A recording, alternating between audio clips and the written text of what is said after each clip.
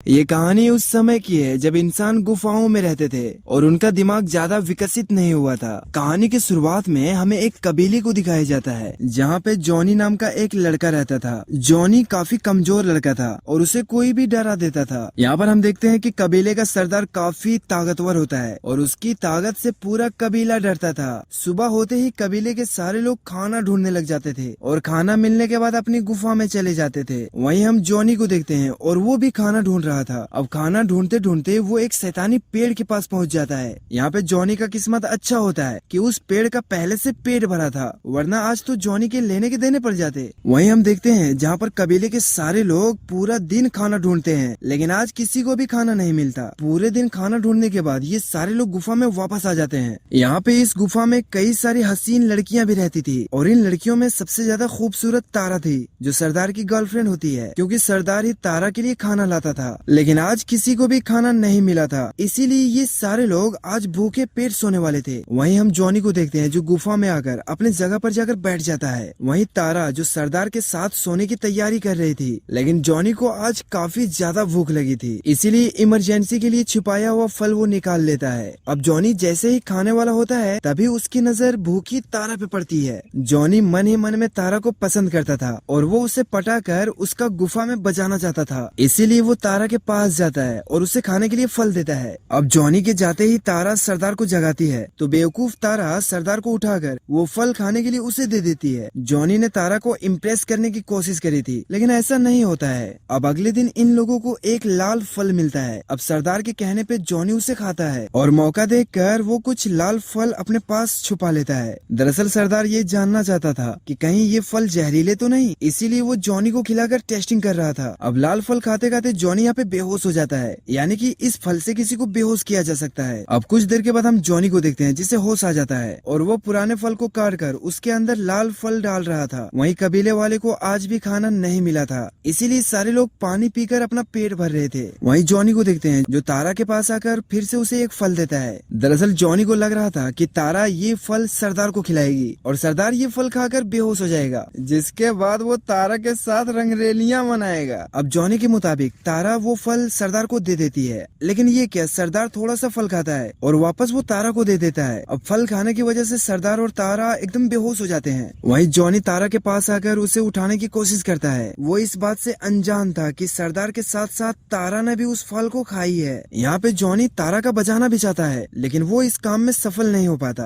अब थक हार कर वो तारा के पास ही लेट जाता है और लेटते ही उसे नींद भी आ जाती है। अब जैसे ही यहाँ पे सुबह होती है तो सरदार की नजर जॉनी पे पड़ती है और तभी जॉनी की भी नींद खुल जाती है। अब जॉनी को तारा के साथ सोते हुए देखकर सरदार उसका पीछा करने लगता है, लेकिन जॉनी किसी तरफ बच के यहाँ से भाग जाता है। अब गुफा से कुछ दूर भागने के बाद जॉनी को उसका दोस्त मिलता है। जॉनी के दोस्त का नाम झंगू होता है और झंगू किसी कबीले में नहीं रहता था, बस वो कभी कभी जॉनी से मिलने के लिए आया करता था। इसके बाद ये दोनों मिलकर यहाँ पे खाना ढूंढने लगते हैं। अब खाना ढूंढते ढूंढते वो दोनों एक दलदल के पास पहुँचते हैं। वहीं दलदल की दूसरी साइड एक अंधा आदमी और उसकी बेटी टहल रहे थे। दरअसल वो दोनों भी खाना ढूंढ रहे थे, तभी वो अंधा आदमी फिसलकर उसी दलदल में गिर जाता है। अब उसे देखकर लड़की चिल्लाने लगती है। अब उसकी आवाजें सुनकर वो दोनों लड़के उसके पास आते हैं और किसी तरह ये दोनों झंगू मंगू मिलकर उस आदमी को बाहर निकाल लेते हैं। इस लड़की का नाम मीना होता है और वो पहली नजर में ही जॉनी को अपना दिल दे बैठती है। अब कुछ देर के बाद ये चारों लोग नदी में नहाने लगते हैं और नहाने के बाद ये चारों फिर से खाना ढूंढने लगते हैं, लेकिन तभी एक डायनासोर इन लोगों का पीछा करने लगता है। दरअसल ये इलाका डायनासोर का होता है और यहाँ कई सारे डायनासोर रहते हैं जो इंसानों को मारकर उसे खा जाते थे।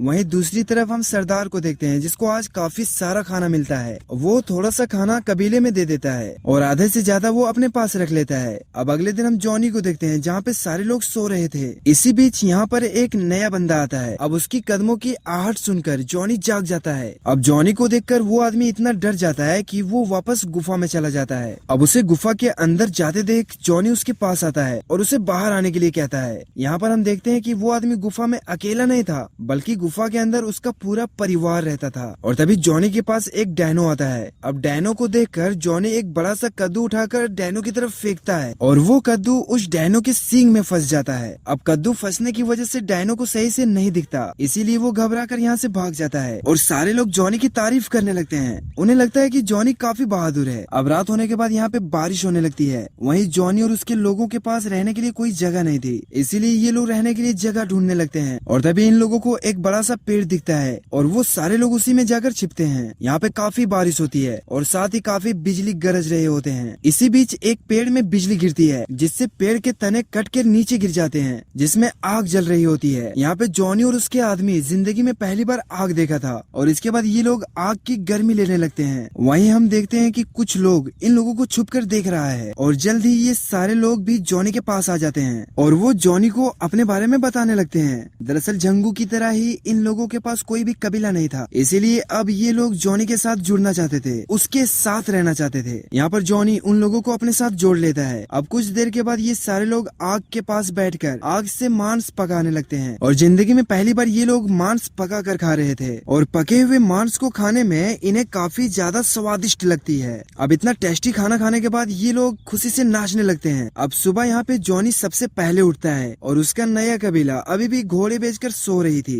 जी हाँ, जॉनी से काफी सारे लोग जुड़ चुके थे, इसीलिए उसकी टीम अब एक कबीला बन चुका था। अब जॉनी जैसे ही हल्का होने जाता है तभी उसकी नजर एक डायनो पे पड़ती है। अब जॉनी भागते हुए आकर अपने कबीले को जगाता है। इसके बाद ये सारे लोग पेड़ों पर चढ़ जाते हैं। दरअसल डायनो यहाँ पर अपनी भूख शांत करने आया था, लेकिन यहाँ उसे कोई भी इंसान नहीं मिलता और तभी डायनो का पैर गलती से आग में लग जाती है, जिससे उसके पैर जल जाते हैं, जिससे वो डर कर वहाँ से भाग जाता है। जॉनी ने सब कुछ देख लिया था और अब वो समझ गया था कि आग के हेल्प से वो अपनी सुरक्षा कर सकते हैं। अब कुछ दिनों के बाद सरदार का कबीला भी जॉनी के कबीले तक पहुँच जाते हैं। अब जॉनी को देखकर सरदार और भी ज्यादा गुस्सा हो जाता है और वो जॉनी को पकड़कर उसे मारना चाहता था, लेकिन जॉनी के पास आग होती है। अब आग को देखकर ये सारे लोग डर जाते हैं, लेकिन कुछ जलती हुई लकड़ियों को लेकर यहाँ से भाग जाते हैं। अब सरदार आग लेकर अपनी गुफा में आता है। अब आग को देखकर तारा हैरान होती है और कबीले के सारे लोग भी हैरान थे। अब यहाँ पे एक आदमी बताता है कि आग बहुत ही ज्यादा खतरनाक है और ये किसी को भी जला सकती है। और तभी इन लोगों को एक डायनो देख लेता है और वो भी इनके पीछे पीछे चल पड़ता है और जल्द ही उन सभी की नजर डायनो पे पड़ती है और ये सारे लोग डर कर वहाँ से भागने लगते हैं। अब भागते भागते जॉनी के हाथ लाल फल लग जाते हैं और वो वापस जाकर उस लाल फल को डायनो को खिला देता है और ये वही लाल फल थे जिन्हें खाकर कोई भी बेहोश हो सकता था। और इस बार जॉनी ने समझदारी दिखाते हुए उस डायनो को बेहोश कर देता है। अब कुछ देर के बाद जॉनी का कबीला नदी तक पहुंच जाता है। वहीं सरदार का कबीला पहले से नदी में नहा धो रहा था। अब सरदार को देखकर जॉनी यहाँ से भागने वाला होता है, लेकिन तभी उसकी नजर तारा पे पड़ती है और उसे देखकर वो वहीं रुक जाता है। अब नहाते नहाते तारा अचानक से पानी में बहने लगती है और वो मदद के लिए भी चिल्लाती है। अब उसे बहते देखकर जॉनी उसकी तरफ भागने लगता है और फाइनली वो उसे बचाने के लिए पानी में कूद जाता है और किसी तरह वो तारा को बचाकर पानी से बाहर निकाल लेता है और तारा को बचाकर जॉनी उसे अपने कबीले के पास लाता है। यहाँ पे उसके कबीले वाले तारा का जोरदार वेलकम करते हैं, उसके सामने कई तरह के खाने के सामान पेश करते हैं। अब इतना सारा खाना देखकर तारा के अंदर लालच हो जाती है और वो जॉनी को सेड्यूस करने लगती है। दरअसल अब तारा जॉनी की लवर बनना चाहती थी और तारा की ये हरकतें मीना को बिल्कुल भी पसंद नहीं आ रही थी। वहीं तारा को ढूंढते ढूंढते सरदार जॉनी के कबीले तक पहुंच जाता है। अब सरदार को देखकर तारा उसके पास आती है, जबकि सरदार के आदमी जॉनी के कबीले की लड़कियों को पकड़ने लगता है। दरअसल जॉनी के कबीले के सारे मर्द खाना ढूंढने गए थे, इसीलिए सरदार उनके कबीले की सारी लड़कियों को उठाकर अपने साथ ले जाता है। अब जैसे ही ये बात जॉनी को पता चलती है तो उसे काफी गुस्सा आता है और वो सरदार से युद्ध करने का फैसला करता है। अब ये लोग सरदार से फाइट करने के लिए हथियार बनाने लगते हैं और वहीं हथियार बनाते बनाते वो लोग आग जलाना भी सीख जाते हैं। अब अगले दिन जॉनी का कबीला सरदार के कबीले पर हमला बोल देता है। सरदार के कबीले के पास कोई भी हथियार नहीं होती, इसीलिए वो जॉनी के कबीले के सामने ज्यादा देर टिक नहीं पाता और बहुत ही जल्द हार मान लेते हैं। वहीं सरदार जॉनी का मुकाबला करने की कोशिश करता है, लेकिन जॉनी के हथियारों के सामने वो भी नहीं टिक पाता और फाइनली सरदार भी मारा जाता है। अब कहानी के अंत में जॉनी तारा को ठुकरा देता है और मीना को अपना लेता है और ये कहानी यहीं पे खत्म हो जाती है। गाइस, आपको ये कहानी कैसी लगी कमेंट में जरूर बताना और अगर आप उस जमाने में होते तो आप किस कबीले में रहते। मिलते हैं कल नई वीडियो के साथ, तब तक बाय।